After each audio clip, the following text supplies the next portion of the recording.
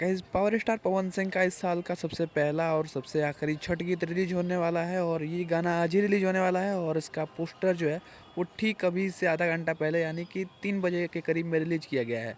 आज की वीडियो में इसी गाने के ऊपर चर्चा करेंगे, बात करेंगे। इसके पोस्टर से देख के लगता है कि भैया गाना जो है वो काफ़ी हाई बजट का होने वाला है, काफ़ी बड़ा गाना होने वाला है।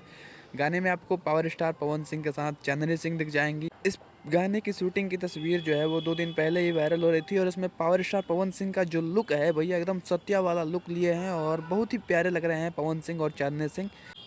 अगर गाने की बात करें तो गाने को आज 8 बजे करीब में रिलीज कर दिया जाएगा। इसमें पावर स्टार पवन सिंह जो हैं वो एक पारंपरिक इस बार छठ गाना रिलीज करने का सोचे हैं। पारंपरिक गाना होने वाला है, जैसे कि जोड़े जोड़े फलवा था या फिर जो पुराने पुराने छठ गाना आते थे वैसा ही गाना होने वाला है। गाने का नाम है घटिया स्वर्ग लायक।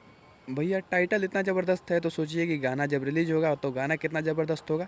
हो सकता है कि जब तक आप इस वीडियो को देखें तो गाना रिलीज भी हो गया हो।